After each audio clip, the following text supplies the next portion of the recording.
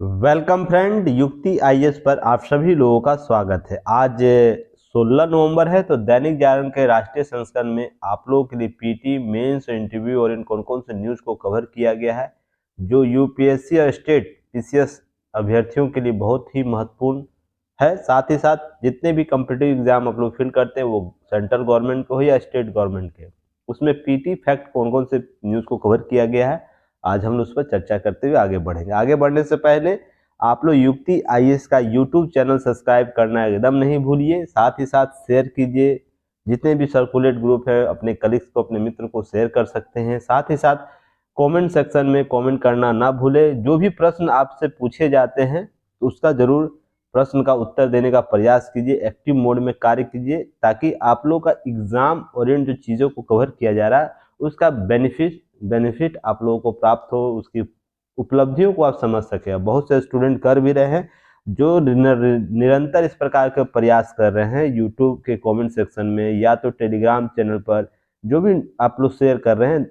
एक समय ऐसा आएगा ना, आपके पास बहुत से ह्यूज है ना एक्टिविटी डेवलप हो जाएगी, जिसके आधार पर आप आंसर राइटिंग अच्छे तरीके से लिख पाइएगा।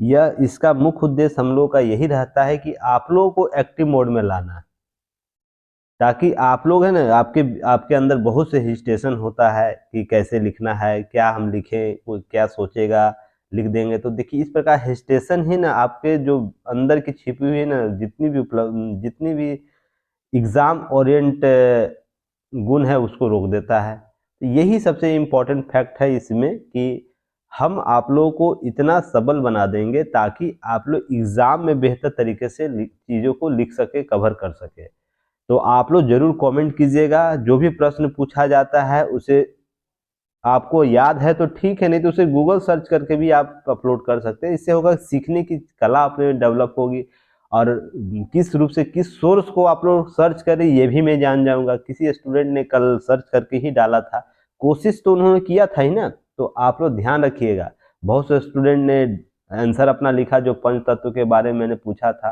तो देखिए, आप लोग को सर्च करने की भी एबिलिटी डेवलप हो जाएगी, ताकि जो एग्जाम ओरिएंट चीज़ों को कवर करना वो जल्दी कवर किया जा सके। टेलीग्राम चैनल से आप लोग जरूर जुड़िएगा, और जल्द हम लोग 2 सीरीज स्टार्ट करने वाले। एक मॉर्निंग में हो सकता है एमसीक्यू आप लोगों को स्टार्ट किया जाएगा ऑल कॉम्पिटिटिव एग्जाम के लिए, जिसमें केवल क्वेश्चन रहेंगे और उससे संबंधित कुछ आपको एनालिसिस कराया जाएगा। साथ ही साथ दैनिक जागरण न्यूज एनालिसिस का जो मॉर्निंग में होता है, तो नाइट में हम लोग 10 बजे के आसपास मिलेंगे, जिसमें आप लोगों को इससे दैनिक जागरण में जो एमसीक्यू क्रिएट होगा यूपीएससी और स्टेट पीसीएस ओरिएंट, तो उस पर भी हम लोग बात करेंगे।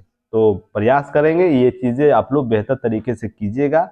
तो देखते हैं इस पर कितना जल्दी काम होता है। चलिए अब हम लोग आगे बढ़ते हैं। ऐप जरूर डाउनलोड कीजिएगा, युक्ति आईएएस का ऐप जरूर डाउनलोड कीजिएगा। ऐप आपको गूगल प्ले स्टोर और दिए गए लिंक आपको डिस्क्रिप्शन बॉक्स कमेंट बॉक्स में है। और आप लोग सभी स्टूडेंट से लॉगिन कीजिएगा ऐप पर। देखिए, वहाँ पेरेंट भी एक ऑप्शन होता है, पेरेंट से लॉगिन नहीं कीजिएगा, स्टूडेंट वर्जन से लॉगिन कीजिएगा। तो चलिए अब हम लोग आगे बढ़ते हैं। देखिए, G20 सम्मेलन हो रहा है। कल हमारे जो प्रधानमंत्री उनका भी कल संबोधन हुआ, और कुछ बातें उन्होंने पूर्ववर्ती जो बातें हम लोग बात कर रहे थे लगातार 2 से 4 दिन से कि G20 में कौन कौन से मुद्दे उभर कर आएंगे, उसी के परिप्रेक्ष्य में कुछ बातें की गई है। रूस यूक्रेन मुद्दे पर इनके द्वारा बोला गया, उर्वरक और खाद्यान्न सप्लाई चेन के बारे में बोला गया, विश्व शांति सद्भावना के लिए कुछ बातें की गई, साथ ही साथ यूएनए की जो खामी है उसके संदर्भ में भी बातें की गई। तो पहले से ही ये सब चीज़ें कवर थी कि इस प्रकार के जो बातें होने वाली होगी। तो ये आपको यूपीएससी के जीएस पेपर 3 में भारतीय हित को प्रभावित करने वाले कारक का जो टॉपिक है जीएस पेपर 3 में, आपको उससे रिलेटेड होगा। साथ में जीएस 2 के पेपर से भी रिलेटेड होगा, सरकारी नीतियां उससे संबंधित, क्योंकि इसमें बहुत से सरकार की नीतियां भी शामिल हो जाती है। तो यूपीएससी के पेपर 2 और 3 से ये कवर होने वाला है। तो जितने भी स्टेट पीसीएस के एस्पिरेंट हैं वो अपने जीएस के पेपर से टैली कर लेंगे और न्यूज़ को आगे देखेंगे। देखिए, यहाँ 2-3 चीज़ें इनके द्वारा बोली गई, इस पर हम लोग एक वीडियो जरूर बनाएंगे ताकि आप लोग सारे डायग्राम डायलेमा समझ लें। अंत होने दीजिए इस सम्मेलन का, उसके बाद हम बेहतर तरीके से 1-2 दिन के बाद कवर करेंगे, क्योंकि कुछ डाटा रिपोर्ट आएगा, घोषणा आएगा, बाली घोषणा आएगा, उसको एनालिसिस मैं करूँगा, उसके बाद ही इस पर विस्तृत अंतिम नोट आप लोगों को दूंगा, अवेलेबल कराऊंगा। तब तक आप लोग देखिए यहाँ पर ये चीज़ समझिएगा कि कोविड के बाद जो भी अनिश्चितता डेवलप हुई उसको समाप्त करने की बात की गई है भारतीय प्रधानमंत्री के द्वारा, और इसके लिए जिम्मेदारी हमारे कंधों पर, अर्थात G20 देश है ना, क्योंकि 80% कुल चीज़ों को कवर करता है, तो आपके इसके संदर्भ में डाटा आपको बताया भी गया है। तो देखिए इन्हीं G20 देशों के कंधे पर है, क्योंकि इसमें सभी महत्वपूर्ण देश शामिल है जो विश्व को प्रभावित करते हैं। तो इसके लिए इनके इस शब्द को पकड़िएगा कि हम इसकी जिम्मेवारी हमारे कंधों पर है। G20 देश ही ये इसको ठीक कर सकते हैं इन सभी समस्याओं का। साथ ही साथ रूस यूक्रेन युद्ध को समाप्त करने, वहां संघर्ष विराम घोषित करने और कूटनीति का रास्ता अपनाने का एक और अपील प्रधानमंत्री मोदी के द्वारा किया गया इन दो राष्ट्रों के बीच। तो यहाँ भी इस चीज को समझाएगा। रूस को एनजी आपूर्ति अर्थात नेचुरल जो पेट्रोलियम उसकी आपूर्ति पर जो प्रतिबंध लगाया गया है, जुटे अमेरिकी और पश्चिमी देशों को दो टूक संदेश दिया गया, इस तरह के प्रतिबंधों को बढ़ावा नहीं दिया जाना चाहिए। इससे देखिए होता है कि आपके पर्सनल इस एस्पेक्ट से है ना, विश्व इससे प्रभावित होता है। अब तेल की मुद्रा का दाम बढ़ गया है तो लोगों की जो आम आदमी है ना, आम आदमी उसकी जेब से पैसे निकल रहे हैं, अधिक पैसे। जहाँ 20 रुपया निकलना वहाँ मान लीजिए 40 रुपया निकल रहा है, कहीं 50 रुपया निकल रहा है, तो 20 से 50% से अधिक रुपये यानी अब जो भी मुद्रा है विभिन्न देशों के, भारत के संदर्भ में समझ रहे हैं तो ये चीजें आप सभी देशों को समझनी होगी कि आप केवल तो ये अपनी नीतियों, अपने इच्छाओं की पूर्ति के लिए, उसकी इच्छाएं बहुत तरीके तरीके के हो सकते हैं। इस पर मैंने पहले भी चर्चा की, क्या एस्पेक्ट रहा जो अमेरिका इस प्रकार के सेंक्शन लगा, तो वो बोल सकता है, यह बोल सकता है कि इससे रूस है ना अपने युद्ध विराम करेगा या इस प्रकार की नीति अपनाएगा। तो क्या खाद्यान्न आपूर्ति को रोकने से, पेट्रोलियम आपूर्ति के रोकने से क्या रूस और यूक्रेन युद्ध रुक गया? नहीं ना। उसके लिए देखिए होता क्या है, देखिए समझने वाली बात है। इस प्रकार के प्रतिबंध से है ना कहीं आम जनता, विश्व के है ना सभी जगह आम जनता है, जिसको जो मध्यम और मध्यम आय से नीचे वाले लोग शामिल होते हैं, तो इनकी आपूर्ति श्रृंखला डिस्टर्ब हो जाती है। उनको वर्तमान मूल्य से अधिक पैसा अपना मूल्य चुकाना पड़ता है किसी वस्तु का बाय करने के लिए, खरीदने के लिए, बाय करने के लिए। तो समझिए यहाँ बात है कि आपूर्ति श्रृंखला को समाप्त करने के, आपूर्ति श्रृंखला कहीं ना कमजोर हो जाए, इसको ठीक करने के लिए एक तरफा नीति नहीं अपनाना चाहिए। लगातार ये अमेरिकी नीति में शामिल होता है, किसी पर भी सेंक्शन लगा देता है। तो उसके सारे एस्पेक्ट को पहले समझिए कि विश्व की जिम्मेवारी आपके प्रति क्या है, G20 की जिम्मेवारी क्या है, पहले इसको समझने की जरूरत है। और युद्ध की जो समस्या है उसे हम और भी कूटनीतिक तरीके से सुलझा सकते हैं, सुलझाने का प्रयास किया जा सकता है। तो ये सब चीजें आपको और हमें समझनी होंगी, तो इस एस्पेक्ट में लिखने की जरूरत है। देखिए यहाँ एक और बात बोली गई है कि पिछली सतह दूसरे विश्व युद्ध की जो मार हम लोग झेले हैं, कहर झेले हैं, तो उस समय के नेताओं ने भी शांति की राह पकड़ने गंभीर प्रयत्न किया, तभी तो यूएन जैसी संस्था को डेवलप किया गया। पर अब हमारी बारी है, अर्थात G20 देशों की बारी है कि हम ऐसे विश्व के निर्माण करें जहां इस प्रकार की घटनाएं कम हो या कम ऐसी घटनाएं की पुनरावृत्ति हो। और पोस्ट कोविड के काल के बाद एक बार फिर वर्ल्ड ऑर्डर की रचना करने की जिम्मा हमारे कंधों पर है कि एक नया कॉन्सेप्ट हम लोग डेवलप कर सकते हैं जिसमें सहभागी और शांतिपूर्ण सह अस्तित्व को बढ़ावा दिया जा सके। तो इस प्रकार की जिम्मेवारी हम G20 देशों पर है, तो ध्यान रखिएगा। तो ये जो भी मैं बता रहा हूँ आप लोग को, ये सब टैग लाइन है, इसे याद रखिएगा। आप लोग कहीं भी यूज कर सकते हैं, इसे किसी भी एस्पेक्ट में यूज कर सकते हैं अपने आंसर राइटिंग में। और आपसे पूछा जाए कि G20 देशों की प्रासंगिकता क्या है, तो इसको भी आप लोग टैग करके लिख सकते हैं कि क्या है पोस्ट कोविड के बाद नई ऑर्डर को हम लोग क्रिएट कर सकते हैं। तो ऑर्डर क्या है, किस प्रकार के अस्तित्व शांतिपूर्ण सद्भाव को हम लोग बढ़ावा दे सकते हैं। हम विश्व शांति, सद्भावना, सुरक्षा सुनिश्चित करने के लिए ठोस और सामूहिक विकल्प दिखा सकते हैं या खोज सकते हैं। एक सामूहिक और ठोस विकल्प होना चाहिए हमारे पास, इस प्रकार की बात की गई इनके द्वारा। देखिए इनके द्वारा बोला गया है कि जब अगला वर्ष G20 सम्मेलन भारत में होगा, तो पहले कमेंट सेक्शन में आप लोग बताइए जो शिखर सम्मेलन होगा G20 2023 का, वो कहाँ आयोजित, भारत के किस शहर में आयोजित किया जाएगा। कमेंट सेक्शन में आप लोग इसका आंसर दीजिएगा। ताकि हम लोग समझ सके कितने लोग एक्टिव मोड में काम कर रहे हैं। तो देखिए इनके द्वारा बोला गया है कि गांधी की पवित्र भूमि में मिलेंगे तो हम सभी सहमत होकर विश्व को एक मजबूत शांति संदेश देंगे। अब भारत इससे बेहतर विकल्प आप लोग विश्व को नहीं मिल सकता, जहां पर बुद्ध और गांधी के विचार जो विश्व शांति और विश्व सद्भाव को बढ़ावा देने के लिए काम करती है, उसका अनुसरण कर अगर कोई देश कर लेता है तो इस प्रकार की समस्याएं, वैश्विक समस्याएं कहीं ना कहीं धूमिल हो जाएगी, धीरे धीरे समाप्त हो जाएगी और हम एक बेहतर देश का निर्माण कर सकेंगे, बेहतर विश्व का निर्माण कर सकेंगे। तो यहाँ आप दो चीजें कंट्राडिक्शन समझिएगा कि इस प्रकार के विचार क्यों नहीं कोई राष्ट्र लाता है। आप लोग कमेंट सेक्शन में बताइएगा कि कोई देश बुद्ध और गांधी को पूर्णतः क्यों नहीं मानता है या मानने की स्थिति में रहता है। तो ध्यान रखिए, कमेंट सेक्शन में आप लोग बताइएगा, मैं इस पर कल जवाब दूंगा आप लोगों को, ताकि मैं अभी तक जानूं कि आप लोग मेरे एनालिसिस से कितनी चीज़ों को समझ सक रहे हैं, कितनी चीज़ों को अपने अंतर ध्यान में रख रहे हैं और किसी भी कॉन्सेप्ट के संदर्भ में आपकी आइडियोलॉजी कितनी डेवलप हुई है, यह आज मैं देखना चाहता हूं कि जो भी अभ्यर्थी है यह हमें बताइए, जो प्रश्न मैंने पूछा हूं उस पर अपना कमेंट सेक्शन में ज़्यादा नहीं 20 से 25-50 शब्दों में आप लिख सकते हैं, ताकि आप लोग बेहतर तरीके से कवर किया जा सके चीज़ों को। देखिए वैश्विक सप्लाई चेन की बात की जा रही है, लगातार मैं भी पहले बोल रहा था कि इस प्रकार के वैश्विक सप्लाई चेन डिस्टर्ब होगा तो खदान मूल्य बढ़ेंगे। आप देखे होंगे आप खदान मूल्य बढ़ा है, तो ये सब चीज़ें जो गरीब और विकासशील देश है वहाँ दिक्कत होती है, लोगों को सामान महंगे हो जाते हैं, तो आय जो वर्तमान मूल्य है उसे कहीं अधिक पैक करना पड़ता है। यहीं पर संयुक्त राष्ट्र जैसी संस्थाओं दूर नहीं कर पा रही इस प्रकार की समस्या, तो इस पर भी संयुक्त राष्ट्र की संरचनात्मक और संगठनात्मक जो व्यवस्था है कायम, उस पर सवाल निशान करते हैं।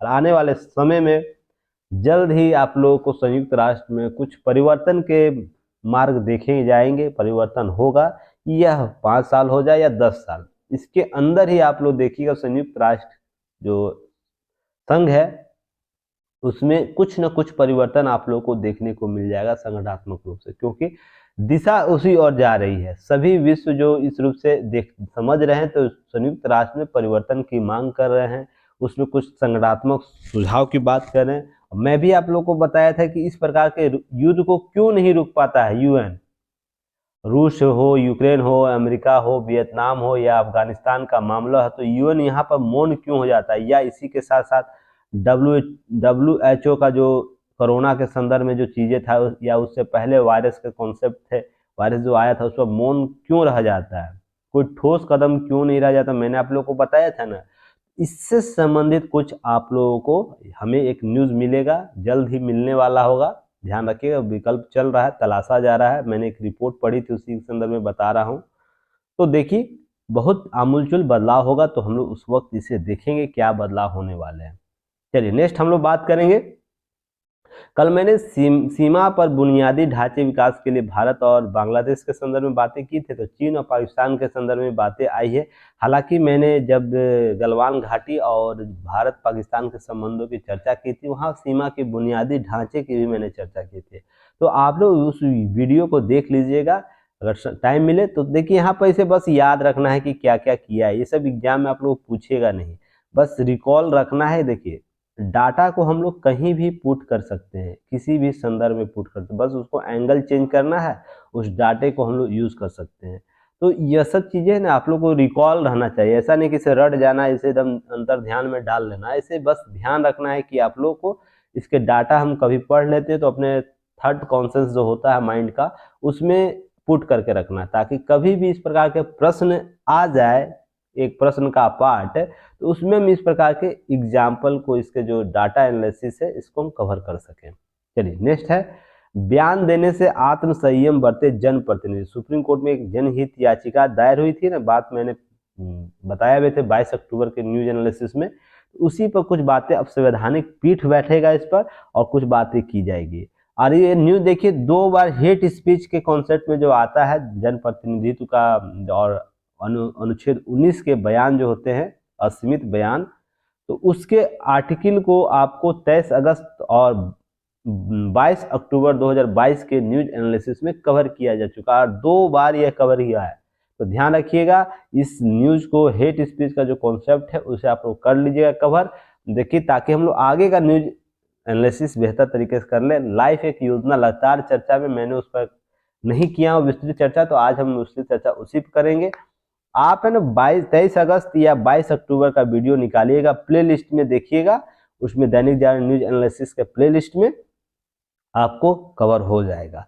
यहाँ पर कुछ चीजें बातें की गई, बस उसे आप लोग की पॉइंट बना लेंगे, और जो की पॉइंट बनाए हुए इस न्यूज को देखकर उसे इस की पॉइंट को ऐड कर लेंगे उसमें जाके। तो इसमें सार्वजनिक पद पर आसीन लोगों को बोलने में आत्म संयम पर जोर देना चाहिए, और ऐसी बेतुकी बातों से बचना चाहिए जो अन्य देशवासियों के लिए अपमानजनक हो या किसी के लिए भी अपमानजनक हो। शीर्ष अदालत ने यह बोला है। अब मैं भी आप लोगों को बोल रहा कि यह मामला सुधीर रंजन जी का रहे, या तो आपको पश्चिम बंगाल में जो लोग बोले हैं राष्ट्रपति, माननीय राष्ट्रपति के संदर्भ में बातें की हैं, मैं उनके संदर्भ में बातें बोल रहा हूँ कि देखिए, आपको मौलिक अधिकार से अधिक मौलिक कर्तव्य है। मौलिक कर्तव्य को समझना बहुत जरूरी है, और ये आप व्यक्तिगत तौर पर भी आप लोगों को मैं ये बातें बोल रहा हूँ, आप लोग कभी भी अपने मौलिक अधिकार को लेकर है ना वर्चस्व कायम नहीं कीजिएगा कि मुझे वो मौलिक अधिकार है। मान लीजिए आप कहीं भी जा रहे हैं, एक सेकंड, आप बाइक चला रहे हैं, ठीक ना, बाइक चला रहे हैं, ऐसा हॉर्न लगा लिए जिससे आसपास के लोग हैं ना, उससे उनको साउंड इफेक्ट हो रहा है, साउंड पोल्यूशन उनका हो रहा है।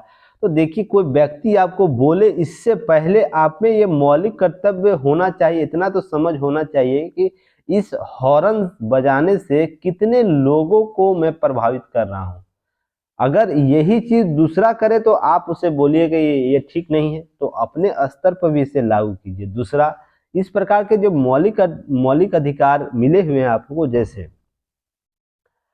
आपको लाइफ जीने के लिए बहुत सी चीजें दी गई, लाइफ जीवन का अधिकार आपको दिया गया। अब मान लीजिए आप लोग रात को पार्टी मनाते हैं, कोई भी फंक्शन मनाते हैं 10 बजे के बाद नाइट में, तो बहुत से साउंड प्रूफ चीज़ों को कवर करते हैं, जैसे बहुत से मल्टीप्लेक्स वाले साउंड आते हैं जिसको आप लोग बजाते हैं, हम भी बजाते थे कभी, पर अब वैसा नहीं होता है, क्योंकि पिछले 2014 के बाद मेरे जीवन में बहुत से परिवर्तन उभर कर सामने आए, और मैं इस प्रकार की कोई ऐसी घटनाओं को अंजाम नहीं देता हूँ जहाँ पर इस प्रकार की चीज़ें आपको देखने को आता है। कहने का मतलब यही है कि स्वयं को मौलिक कर्तव्य के ढांचे में ढालिए, तो आप है ना इस प्रकार की चीजें स्वयं के स्तर पर कर सकते हैं। देखिए, किसी के बोलने से आपके अधिकारों का उल्लंघन लगेगा कि मेरे अधिकार है, मैं बजा सकता हूँ, हालांकि इस कोर्ट ने ऐसा बोला है कि 10 बजे के बाद नहीं बजाया जाता है, हम नहीं बजा सकते हैं, तो फिर भी बहुत से लोग ऐसा काम करते हैं। तो आप पढ़े लिखे हैं, तो एक एक करके बूंद बूंद बूंद करके घड़ा भरता है। तो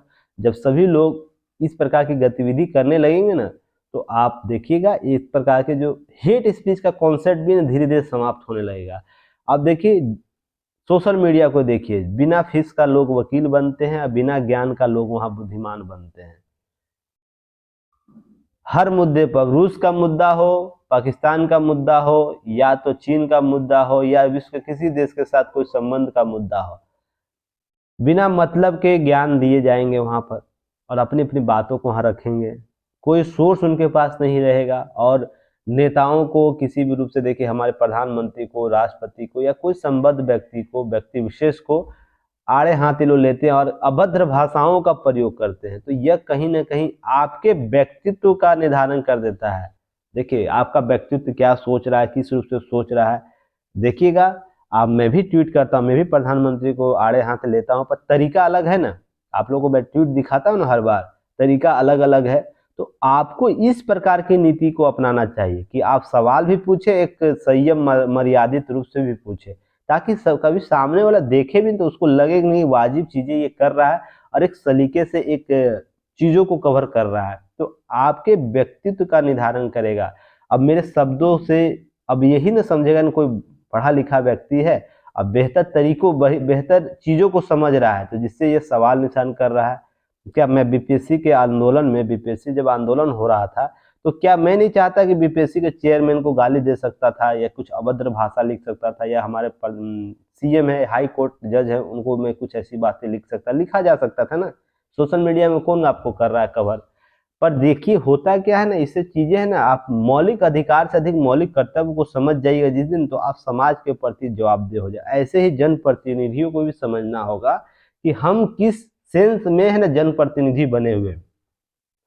आपके अधिकार से अधिक कर्तव्य क्या है, यह सबसे पहले जिस दिन जनप्रतिनिधि समझने लगेगा ना, तो चीजें सही होने लगेगी। कोई नियम कानून की जरूरत नहीं होगी, बस चीजें समझ कर ही चीजों को कवर किया जाता है। और जो भी हेट स्पीच के मामले क्या है, हेट स्पीच क्या और क्यों भारत पे इतना प्रभावी हो गया, सोशल मीडिया का क्या प्रभाव है, कानून कौन से, विधि कौन सा, संसद इसमें क्या काम किए, न्यायालय के कौन कौन से वाद आए, सभी पर चर्चा आपको पहले 23 अगस्त और 22 अक्टूबर के वीडियो में किया जा चुका है। तो आप लोग उसे देखिएगा।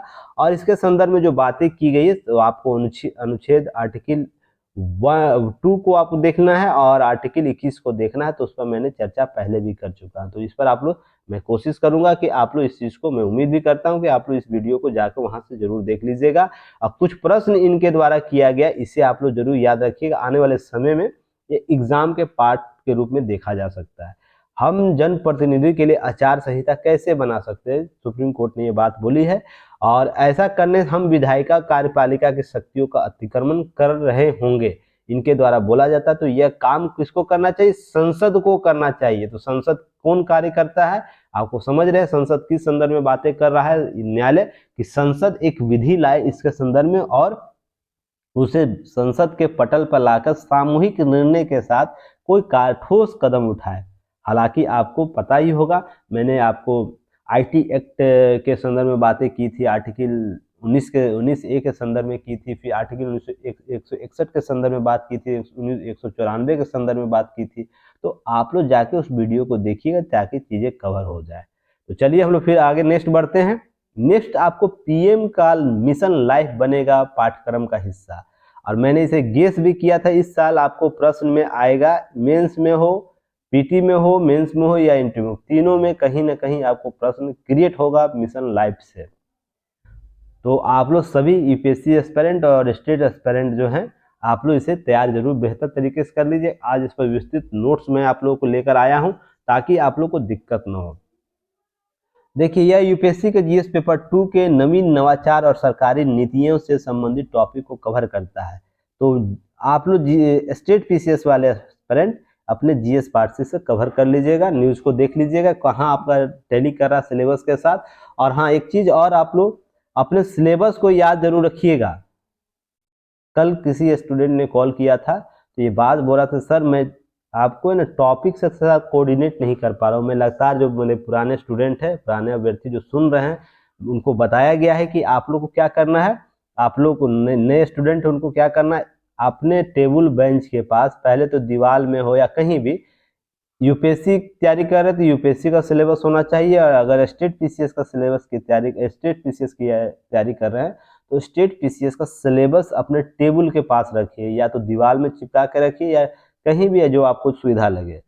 प्रीवियस ईयर क्वेश्चन को साथ में रखिए, यूपीएससी वाले यूपीएससी प्रीवियस ईयर रखेंगे, स्टेट पीसीएस वाले यूपीएससी और स्टेट पीसीएस दोनों का रखेंगे। तो देखिए यहाँ रखने से क्या होगा ना, कि मान लीजिए मिशन लाइफ में पढ़ा रहा नवीन नवाचार नीतियों के संदर्भ में, तो आप सिलेबस में ये देखिएगा ये टॉपिक कहाँ है, मैंने आपको यहाँ लिख दिया ना। ऐसे ही बहुत से आप चीज पढ़ते होंगे अपने स्टडी के दौरान, बहुत से और सोर्स यूज करते होंगे, तो उसके टॉपिक को आप लोग कैसे समझिए, तो इस सिलेबस में देखिएगा कहाँ पर वो टॉपिक है। अब मैंने ग्रुप में सिलेबस दे दिया हूँ, एक ही फॉर्मेट पर दिया हुआ, चारों पेपर का सिलेबस 4 पार्ट में, तो आप उसे जरूर डाउनलोड कर लीजिएगा, पिंड किया हुआ है टेलीग्राम चैनल पर, उसे आप लोग ले लीजिएगा, वहां से कवर कीजिएगा। तो सिलेबस देखिएगा, सिलेबस देखने के बाद प्रीवियस ईयर क्वेश्चन तुरंत उलटिएगा, देखिएगा पीटी में इससे रिलेटेड कौन सा प्रश्न आया, मेंस में कौन सा प्रश्न आया, तब जाके इस टॉपिक को कवर करना है। तो इस तरह का जो भी स्टूडेंट कर रहा है ना, ये जब रेगुलर सीरीज में जब करने लगिएगा, तो इसका आउटपुट जो है ना एग्जाम में आप लोगों को पता चलेगा कि कितना बेहतर आप लोगों ने काम किया है। और यही सक्सेस का रास्ता होता है। पीटी में सक्सेस कहिएगा, मेंस में कहिएगा, इंटरव्यू में कीजिएगा। तो चलिए, आप लोग समझ गए होंगे। बाकी कोई दिक्कत होगा तो ग्रुप में नंबर दिया हुआ है, तो आप कॉल कर बात कर सकते हैं। देखिए, मिशन लाइफ जो है स्टाइल फॉर एनवायरनमेंट के लिए जो कराया गया पर्यावरण अनुकूलन जीवन शैली कॉन्सेप्ट जो लेकर आया गया है, जो ये COP26 का कॉन्सेप्ट था, कॉप जो चल रहा है अभी 27 ना, 26 ग्लासगो में जो भारतीय प्रधानमंत्री जो द्वारा जो दिया गया था कि भारत लाइफ कॉन्सेप्ट लेकर आएगा, उसी के संदर्भ में इसी इसी अक्टूबर के माह में आपको इसका अनावरण भी किया गया। आप लोग बताइएगा कहाँ अनावरण किया, कमेंट सेक्शन में बताइएगा कहाँ पर अनावरण इसका किया गया था इस लाइफ परियोजना का। तो यहाँ पर मिशन लाइफ समूचे स्कूली पाठ्यक्रम का हिस्सा बनाया भी जाना चाहिए। पर्यावरण को भारतीय पाठ्यक्रम में शामिल करना चाहिए ताकि लोग जो बुनियादी स्तर पर बच्चे हैं अपने बुनियादी स्तर से ही शुरुआत कर दें चीज़ों को समझने के लिए, उसे बाद में सिखाया नहीं जाए कि पर्यावरण क्या होता है। भारतीय शिक्षा का यही दोष सबसे बड़ा है, उसे है ना टैक्स ओरिएंट केवल बना दिया गया, उसे है ना एक्सपीरियंस और आप field work ground level education को डेवलप नहीं किया गया कि बच्चे को ना ग्राउंड में जाकर चीज़ों को सीखने के लिए डेवलप किया जाए। ये अब लगातार इधर हालांकि 10-15 सालों से ये सब चीज़ें बदली हैं, पर उससे पहले यही था। हम लोग ने आज तक अपने स्कूली शिक्षा में, क्योंकि हम लोग गाँव से निकल कर आए हैं ना, अधिक लोग यहाँ पर 10% 11% लोग ऐसे होंगे जो शहरी जीवन को जी कर आए होंगे। तो शहरी जीवन में इस सब एक्टिविटी स्कूलों में एक्टिविटी होती थी, पर गाँव के स्कूलों में इस प्रकार के गाँव के हाई स्कूल हुआ करते थे, ग्रेजुएशन कॉलेज हुआ करते थे। तो यहाँ पर तो पहले आपको ये सब कॉन्सेप्ट है नहीं, था भी नहीं। बहुत से लोग जो हैं इस फेज के होंगे वो जानते होंगे, ये कॉन्सेप्ट थे ही नहीं। तो हम लोग कैसे जानेंगे पर्यावरण हमारे लिए कितना इम्पोर्टेंट है। दूसरा, इस प्रकार के कोई भी एक्सपीरियंस या वीकेंड जो इन्वायरमेंट के साथ मिलने के लिए जो कार्य किया जाता है, हम लोग जाके किसी जंगल में या किस प्रकार के इस प्रकार के इंटरफेस डेवलप करते हैं, तो वो होता ही नहीं था। तो हम लोग क्या सुनेंगे? 80% जनसंख्या तो 89% जनसंख्या तो इससे पता ही नहीं बच्चों का कि ये होता क्या है। तो ये सबसे बड़ा जरूरी है कि पर्यावरण की चीज़ों को सफल करना है, तो बच्चों के प्रारंभिक स्तर पर ही पर्यावरण से जोड़ने की जरूरत है। पर्यावरण से जोड़ने की जरूरत का मतलब यह नहीं कि पाठ्यक्रम में शामिल कर देना, उसे पढ़ा देना है, उसे लाइव चीजों को कवर कराना है। लाइव ऐसे मान लीजिए कोई भी ऐसा प्रोजेक्ट होगा जहां पर मान लीजिए हम इन्वायरमेंट में जो बदलाव आ रहे हैं उसको देखना है, तो इसे टूर करवाया जा सकता है। टूर के तौर पर आप कहीं भी भेज सकते हैं, जो भी आपका लोकल प्लेस है जहाँ पर प्राकृतिक संसाधन है और वहाँ पर जो विविधता उसको समझा सकते हैं, दिखा सकते हैं, उसको महसूस करा सकते हैं, उसकी उपयोगिता को बता सकते हैं। तो देखिए मिशन लाइफ इसी प्रकार का कॉन्सेप्ट है। लोगों को लाइफ स्टाइल में ना इन्वायरमेंट को शामिल करने के लिए कार्य किया जाएगा और यह बहुत ही कारगर सिद्ध होने वाला है। इन्वायरमेंट के जो नेचर बदलाव है, जो लोगों के नेचर में जो बदलाव आएगा ना, अब कोई बच्चा कहीं जाएगा सीखेगा तो घर में आकर उन सब चीज़ों को बोलेगा ना, तो घर में भी लोग इससे मोटिवेट होंगे, लोगों को चीज़ों को समझ में आएंगे। अभी तक मैं एक केस स्टडी देख रहा था अपने बिहार में कि बिहार में आपको पहले चल रहा था ना हर घर नल योजना, अभी भारत सरकार भी चला रही है, पर जब बिहार ने स्टार्ट किया था हर घर नल योजना तो मैं विजिट किया था, कहीं गया था किसी गांव में। तो आप देखिएगा घर के आगे है ना नल लगा हुआ, सरकारी नल लगा रहता है ना, तो वहां पर नल से पानी गिर रहा है। पूरा गांव के रास्ता है ना पानी से भरा हुआ था। रास्ता जो होता है ना चल गीला हुआ था, भरा का मतलब वही होता है ना पानी लगातार गिर रहा था, होता है दूर तक पानी जम जाना, तो वो था। तो मैं शुरुआत में समझा नहीं सी पानी इतना कहाँ से वेस्ट हो रहा है, पर गया मैं उस जगह, तो जिस जगह मैं गया था ना उसके बगल वाले घर में ये देखने को मिल गया कि ये नल का पानी वहीं से गिर रहा है। अब उस गांव की संख्या 500 से अधिक होगी, ठीक ना। उस 500 में से कोई व्यक्ति के यह विचार तक नहीं आया कि नल के पानी में केवल 10 रुपए का नल लगा देने, टुट्टी लगा देने से ये पानी जो बहाव हो रहा है, ये कितने दिन से बहाव हो रहा होगा, पानी के जमाव से ही पता चले, लगभग 10-15 दिन से बह रहा होगा। तो जैसा पानी वो जमा था, तो मान लीजिए मिनिमम 10 दिन ही हम मान लेते हैं, तो 10 रुपये की चीजों को है ना 10 दिन के पानी को वेस्ट करा, और एक दिन कितना पानी वेस्ट होता है इसका आकलन आप समझ सकते हैं। तो कहीं ना कहीं देखिए पर्यावरण की चीजों को हम नहीं समझ रहे हैं, इसी प्रकार और भी चीजों को, जल संसाधन को नहीं समझ रहे हैं। जल संसाधन किस रूप से हमारे लिए यूज है, किस तरह की पानी किल्लत है, तो गांव के स्तर पर लोगों को समझ है ही नहीं। शहरों शहरों में इस प्रकार की चीजें देखी जाती है, कार वॉश किया जाता है तो कार वॉश को लगातार देखिए धोए जा रहे हैं अपने से, तो होता है कि वेस्टेज तो हो रहा है ना, तो इस प्रकार प्राकृतिक संसाधनों का वेस्ट होता है। तो ये चीज समझने की जरूरत है। मिशन लाइफ क्या बदलाव लाएगा? मिशन लाइफ यही नवाचार में बदलाव लाएगा, लोगों के सोचने समझने और उसको व्यवहार में कायम करने की चीजों को कवर करेगा। तो यह चीज बहुत जरूरी है। 10 रुपया से कितना वेस्ट बचाया जा सकता है। अब 10 रुपया ऐसा तो नहीं होगा ना कि 10 सरकार ही सब कुछ कर देगी। आपको मैं क्या बोला कि आप पर मौलिक कर्तव्य सबसे इम्पोर्टेंट है, कि मौलिक कर्तव्य, आपको कर्तव्य जब तक नहीं पता होगा तो आप राज्य के संसाधनों का, स्वयं के संसाधनों का उच्चतम उपयोग, सर्वोत्तम उपयोग नहीं कर पाइएगा। तो आपको जरूरत है कि, और मेरे जो भी स्टूडेंट है, कसम खाइएगा इस प्रकार की जो भी गतिविधि होगा आपके आसपास उसे रोकिए।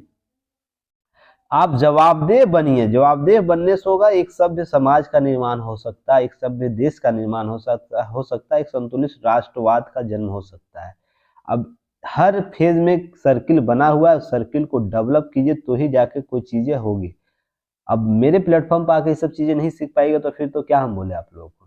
तो देखिए ये सब चीजें हो गई। अब चलिए हम लोग बात करते हैं, कुछ लॉजिकली बात हम लोग कर दिए थे जो आप लोग को सीखना चाहिए। अब मिशन लाइफ के बारे में हम लोग बात करेंगे। देखिए लाइफ परियोजना क्या है पहले ये समझिए।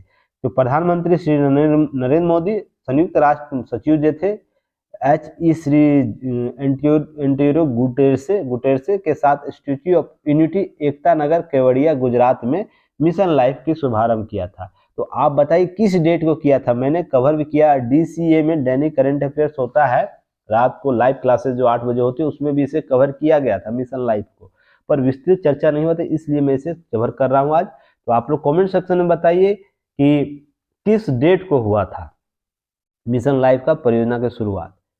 संयुक्त राष्ट्र के सभी क्षेत्रों के प्रतिनिधि करने वाले 11 राष्ट्रों के प्रमुख ने मिशन लाइफ का आरंभ किया। तो 11 राष्ट्र ने सामूहिक रूप से इसे बढ़ावा दिया। जैसे आपको मिशन भारत और फ्रांस ने सौर ऊर्जा गठबंधन का शुरुआत किया था ना, वैसे ही यह भी लाइफ योजना है। भारत के साथ साथ जो यूएन है उसके साथ साथ 11 राष्ट्रों ने भी इसमें समर्थन देते हुए इसकी शुभारंभ किया है। अब पर्यावरण गिरावट और जलवायु परिवर्तन वैश्विक घटनाएं हैं, लगातार इस पर चर्चा हो रही है। COP27 की उससे पहले 26 तक जो बातें मैंने किया था उसमें किस प्रकार के बदलाव हो रहे हैं तो आप लोग को मैंने उस दिन बताया था ना। जहां विश्व एक हिस्से में कार्रवाई विश्व के दूसरे हिस्से में पारिस्थितिकी तंत्र और आबादी को प्रभावित करती है। इसलिए इस प्रकार के कॉन्सेप्ट को डेवलप किया जाना चाहिए जिसको हम लोग पर्यावरण को अपने व्यवहार में शामिल कर सके, पर्यावरण के जो भी एस्पेक्ट है उसको हम अपने जीवन में शामिल कर सके। इसी तरह पिछले 2 दशकों के नीतिगत सुधारों, आर्थिक प्रोत्साहन और विनिमय सहित पर्यावरण संरक्षण, जलवायु परिवर्तन को संबोधित करने के लिए विश्व स्तर पर कई व्यापक सुधार या उपाय लागू किया गया है। मानव की विशाल क्षमता के बावजूद व्यक्तियों, समुदायों, संस्थाओं के स्तर पर अपेक्षित कार्य सीमित ध्यान दिया गया है। मानव का एक विशाल समूह हमारे पास है, विश्व के पास है, फिर भी व्यक्तिगत स्तर पर देखते होंगे, सामूहिक स्तर पर, संस्थानों के स्तर पर जो अपेक्षा है, क्षमता है, उसके अनुरूप नहीं की गई है काम। आप लोग महसूस करते होंगे इस चीज को। तो मिशन लाइफ यही लेकर आता है उस उपयोगिता को पूर्णतः उपयोग किया जा सके। केवल व्यक्तिगत और सामूहिक व्यवहार में बदलने से पर्यावरण जलवायु संकट के महत्वपूर्ण सेंध लगा सकता है। ध्यान रखिएगा, अगर हम लोग बदल लेंगे ना तो पर्यावरण जलवायु संकट जो है उस पर महत्वपूर्ण सेंध लग सकता है। मैं पानी का एग्जाम्पल दिया ना एक टुड्डी का, तो देखिए ये बहुत सी चीजों, अब यह बह रहा, अगर इसका 10 रुपया लगा दे कोई व्यक्ति में यह जाहिर हो जाता है कि उससे लगा के ठीक कर दिया जाए तो समझिए जो 10 दिन का वेस्टेज भूमि से जल का दोहन हुआ, अतिरिक्त दोहन हुआ, वो रुकता ना तो जल संकट के संदर्भ में जो समस्याएं हैं वो कहीं ना कहीं रुक जाता ना। और कहीं ना कहीं प्राकृतिक इससे जुड़ा हुआ है। तो एक छोटा सा व्यवहार या सामूहिक व्यवहार, व्यक्तिगत व्यवहार से कितनी चीजों को कवर किया जा सकता है। ऐसे ही आसपास आप देखते होंगे तो आप उन्हें सुधार सकते हैं। देखिए आप चीजों को एब्जॉर्ब करना सीखिए, उसे किताबी ज्ञान से ना मत पढ़िए, नहीं तो कभी आप सक्सेस नहीं कर पाएगा। किताबी ज्ञान को लेकर जा रहे एग्जाम हॉल में, स्टेट पीसीएस में या यूपीएससी के इंटरव्यू बोर्ड में, तो देखिए आपका सिलेक्शन होगा ही नहीं। पहले तो पीटी के स्तर पर तो हो गया, मेंस के स्तर पर ही नहीं होगा तो इंटरव्यू तक तो बहुत दूर की बात है। तो समझिएगा किताबी ज्ञान को नहीं लेना है, आपको व्यवहारिक ज्ञान को, अपने व्यवहारवाद को डेवलप करना है। आप अपने आसपास की चीज़ों से सीख कर केस स्टडी क्रिएट कीजिए और उसे एग्जाम में पुट कीजिए। आपके आसपास ऐसी बहुत सी घटनाएं होंगी जो जलवायु परिवर्तन या तो जलवायु संकट के संबंधित बहुत से घटनाक्रम घट रहे होंगे, उसको एग्जाम केस स्टडी के तौर पर यूज कर सकते हैं। मेरा उद्देश्य यही है आप लोग को समझाना कि आप है ना एग्जाम ओरिएंट चीज़ों को कवर कीजिए। अपने आसपास जितनी घटनाएं घट रही है उसको एग्जाम ओरिएंट बनाने का प्रयास कीजिए। नोट यहाँ याद रखिएगा कि संयुक्त राष्ट्र जो पर्यावरण कार्यक्रम है UNEP, अब ये मुझे बताइए कमेंट सेक्शन में UNEP इस पर कितनी बार मैंने चर्चा किया हूँ, आपको पता ही होगा। तो इस संगठन क्या काम करता है, संगठन कब गठित किया गया था, इसकी मानक जो है संस्था कौन है, मूल संगठन किसके अंडर ये काम करता है, आप बताइएगा। और हालिया यूएनईपी की कुछ गतिविधि भी आप लोग बता सकते हैं, तो बताइएगा इस क्या काम किया। हाल ही में कुछ घटनाक्रम इसके साथ हुआ था। तो देखिए आज ही हम लोग, कल ही हम लोग 8 अरब जनसंख्या हुए हैं ना, अभी आगे हम लोग चर्चा करेंगे उस पर। कल ही हम लोग 8 अरब जनसंख्या के एक आंकड़े को हाल ही में हम लोग कवर कर लिए। तो देखिए 1 अरब लोग अपने दैनिक जीवन में या पर्यावरण अनुकूल व्यवहार अपनाते हैं ना, पर्यावरण के साथ अनुकूल व्यवहार को डेवलप करते हैं, तो वैश्विक कार्बन उत्सर्जन में लगभग हम लोग 20% की कमी आ सकती है। तो मैं आपको याद होगा कुछ दिन पहले बोला था ना, जब COP27 का सम्मेलन के संदर्भ में बातें कर रहा था और जवाबदेहिता तय करने की बात कर रहा था, तो मैंने वहाँ एक कॉन्सेप्ट आप लोगों को बोला था ना कि प्रत्येक व्यक्ति के पीछे कोई भी सरकार नहीं लगा सकती है कि इस प्रकार से काम करो, जब तक स्वयं नहीं पता होगा कि हम इससे पर्यावरण से क्या होगा। अब मान लीजिए आपको कहीं मार्केट जाना है और आपकी दूरी मार्केट की दूरी है 0.5 किलोमीटर का दूरी है आपके घर से मार्केट का, तो आप बाइक का यूज करते हैं या तो 4 व्हीलर का यूज करते हैं। तो देखिए बात ये नहीं कि 0.5 किलोमीटर में आपको जाने की क्षमता है या 10 किलोमीटर जाने की क्षमता है, आपके पास संसाधन है, पर इससे क्या हो सकता है, आप हाफ घंटा पैदल ही जाइएगा। तो मान लीजिए आप रेगुलर ये चीज़ें करते हैं तो देखिए क्या होता है। और मैं अब ये एग्जांपल क्यों दे रहा हूँ, ये मेरे बड़े भाई जी हैं, वो ये करते हैं और मैं उनको बार बार बोलता हूँ तो चीज़ें धीरे धीरे वो भी समझने लगे हैं। तो देखिए होता है क्या है ना, वो 22,000 किलोमीटर अपनी बाइक है ना, केवल इस 0.5 किलोमीटर में मार्केट जाने आने और बहुत सी चीज़ों को कवर करने में, क्योंकि मेरा जो एक बाइक है वो केवल इसीलिए काम में यूज आता है, लोकल वर्क करने में। मान लीजिए आसपास चीज़ों को सामान लाना है तो 0.5 किलोमीटर 1 किलोमीटर रेंज में लोग जाते हैं। वैसे हम लोग घर में रहते नहीं, कभी जाते हैं वो केवल वही रहते हैं। तो समझ के देखिए 22,000 किलोमीटर कोई व्यक्ति अगर जाता है तो समझिए कितना कार्बन उत्सर्जन किया होगा केवल वो 0.5 किलोमीटर गतिविधि जाने के लिए। अब जब तक ये व्यवहार चेंज नहीं होगा तो सोच के देखिए कभी भी पर्यावरण संतुलन को कायम किया जा सकता है। अनुकूलन यही है। इनका दोष इनका नहीं है, दोष इनके सिस्टम में जो डेवलप किया गया पढ़ाई लिखाई और प्लस चीज़ों को, कभी इनको पर्यावरण अनुकूल लाइफ जीने के लिए चीज़ें समझाई नहीं गई है। ऐसे बहुत से लोग होंगे, आप भी हो सकते हैं। आप मान लीजिए कहीं पिकनिक स्पॉट पर जाते हैं तो बहुत से चीज़ों को लेके जाते हैं पिकनिक मनाने के लिए, तो वहाँ पर बहुत सारे रेपर आप लोग फेंक के आते होंगे या तो इस प्रकार के कचरा फैला के आते होंगे, तो क्या वो पर्यावरण अनुकूल कार्य है? नहीं ना है। तो हमारे लाइफ में ऐसी चीज़ों को सिखाया ही नहीं गया है। हम लोग केवल किताबी ज्ञान को लेके बैठे हुए हैं और उसी पर हम लोग आईएएस बनना चाहते हैं, आईपीएस बनना चाहते हैं या किसी भी संस्था में जाके काम करना चाहते हैं। हम लोग आईएएस बनना ही एकमात्र लक्ष्य समझ लिए हैं, या नहीं है? आईएएस बना हो या तो मान लीजिए एक चीज बताइएगा, एक मूवी कोई आई थी मैं देखा था कि पृथ्वी तबाह हो रही है। याद होगा 2020 में कोई ऐसा भविष्यवाणी हुआ था कि पृथ्वी तबाह हो जाएगा, उस पर एक कोई मूवी बनी है, मैं मूवी का नाम भूल रहा हूँ, आप लोग को याद हो कमेंट सेक्शन में बताइएगा। जिसमें पृथ्वी समाप्त हो रही है और जो पृथ्वी के बहुत रिचेस्ट लोग हैं ना, जो सबसे अमीर अमीर लोग हैं, वो अन्य ग्रह में अपने अपने निवास की खोज के लिए जाते हैं, जिस पर बड़े बड़े हवाई जहाज में बहुत से लोगों को भर के लेकर जाया जाता है, जिसमें लोगों का चयन होता है सबसे अमीर अमीर लोगों का। तो उसमें देखिएगा कि एक बौद्धिस्ट जाता है, उसमें बौद्धिस्ट भी उसमें जाते हैं कि उनको भी ले जाना है, तो उनकी माँ उनके परिवार को ले जाने का चोरी छिपे लोग जाते हैं। तो उसमें देखिएगा उसमें यह होता है ना कि वो अमीर आदमी जो दुनिया का सबसे अमीर आदमी छूट जाता है पीछे, उसे जब मौत आती है ना, मौत आती है उसकी, तो उसका बेटा ही उसे है ना उस प्लेन से फेंक देता है। तो कहने का मतलब क्या है, यह देखिए कॉन्शियसनेस डेवलप करना पड़ेगा। अंतिम समाधान हमारे पृथ्वी को सुरक्षित रखने के लिए, बाकी सब मोह माया है। जो चीजें आप लोग करते हैं ना, मोह माया है। आप पहले पृथ्वी को बचाइएगा तो आगे आने वाले जनरेशन को डेवलप कर पाइएगा, नहीं तो मैं आपको भविष्यवाणी किया हूं ना, जो रेट से बढ़ रहा है, जो रेट से बढ़ रहा है टेम्परेचर ना, अगले 200 से 300 सालों में यहाँ पर मानव वास के लिए न रहना मुश्किल हो जाएगा। तो अन्य जो भी जीव जंतु उनका तो छोड़ ही दीजिए, अभी मैं मानव वास की बात कर रहा हूँ, जो क्रिएट करके भी लोग अपना एनवायरनमेंट क्रिएट करके भी रह सकता है। तो ये सबसे बड़ी समस्या, नेचुरल लाइफ कहीं डैमेज ना हो जाए ये 200 300 वर्षों के अंदर।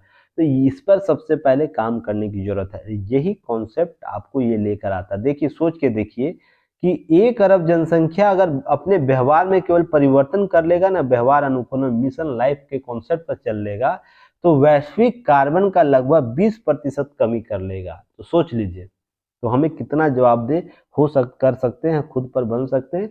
अब लाइफ क्या है, लाइफ योजना क्या है, इसे जानिएगा। 2021 में संयुक्त राष्ट्र जलवायु परिवर्तन सम्मेलन यूएनएफसी ट्रिपल सी की COP27 जो बैठक हुई, और मुझे कमेंट सेक्शन में आप लोग बताइए इसमें कौन भारतीय अध्यक्षता कर चुका है। यूएनएफसीसी के जो संगठन का जो प्रमुख होता है, उसमें किस भारतीय ने पद ग्रहण किया है, आप लोग बताइए। अब भारत के प्रधानमंत्री जो श्री नरेंद्र मोदी वैश्विक जलवायु के कार्रवाई के लिए सबसे आगे व्यक्तिगत व्यवहार में लाने के लिए मिशन लाइफ की घोषणा की है। यह व्यक्तिगत व्यवहार को बढ़ावा देगा, मिशन लाइफ। अब लाइफ की कल्पना प्रचलित उपयोग और निपटान से है। अर्थव्यवस्था की जगह ना समझ और विनाशकारी खपत द्वारा नियंत्रित और एक परिपत्र अर्थव्यवस्था के साथ सचेत और जानबूझ के उपयोग द्वारा परिभाषित किया जाएगा। इसका अर्थात कहने का मतलब, हम इन्वायरमेंट ओरिएंटेड डेवलपमेंट को बढ़ावा देंगे। वहां पर केवल हम उपयोगवाद को बढ़ावा नहीं देंगे, वहां पर हम पर्यावरण को ज्यादा महत्वपूर्ण देंगे। अब दृष्टिकोण क्या है इस मिशन लाइफ का, इसमें व्यक्तिगत व्यवहार में ध्यान देना, विश्व स्तर पर सह निर्माण करना है। तो व्यक्तिगत निर्माण में क्या, व्यक्ति और समुदायों के व्यवहार और दृष्टिकोण को ध्यान में केंद्रित रखते हुए जन आंदोलन या जन आंदोलन को बनाए रखना है। जन आंदोलन जैसे हम लोग मिशन स्वच्छता अभियान चलाए ना भारत में, कैसे सफल हुआ। अब पहले के रेलवे स्टेशन देखिए, पहले के सार्वजनिक स्थल को देखिए, वर्तमान के देखिए, और ये 2014 के बाद ही डेवलप हुआ। ऐसा नहीं कि हम बहुत पहले से कर रहे हैं, इधर 7 से 8 वर्षों में ही क्रिएट हो गया सब चीजें। तो सोच के देखिए कि हम बदलाव कर सकते हैं, ला सकते हैं, अगर लोगों के पास सामूहिक इच्छा, व्यक्तिगत इच्छा अगर दृढ़ हो तो। अब ऐसा नहीं कि सबको प्राप्त नहीं किया जा सकता है, प्राप्त किया जाता है। भारत जैसे देश में अगर ये प्राप्त किया जा सकता है, जहां पर विविधताएं इतनी है, हर मुद्दे पर एक विचार डेवलप किया जाता है, और विचार कैसा दिया जाता है कि लग रहा है कि प्रबुद्ध व्यक्ति सबसे ज्ञानी व्यक्ति। अगर मान लीजिए कोई अभी वैसा विवाद जन्म है, तो 130 करोड़ जनसंख्या उस पर विचार रख सकती है। इतनी बड़ी विविधता में अगर मिशन स्वच्छता अभियान सफल हो सकता है, तो देखिए सफलता के करीब हम लोग पहुंच सकते हैं। तो यह भी पहुंचा जा सकता है जब विश्व इस पर काम करेगा। तो शीर्ष विश्वविद्यालय, थिंक टैंक, अंतर्राष्ट्रीय संगठनों के माध्यम से दुनिया के सर्वश्रेष्ठ दिमागों के अनुभवजन स्केलेबल विचारों को क्राउड सोर्सेस के रूप में हम उपयोग कर सकते हैं। विश्व स्तर पर अगर सह निर्माण डेवलप करना है, इसके लिए यह कॉन्सेप्ट लेकर आता है। स्थानीय संस्कृतियों का लाभ उठाएंगे।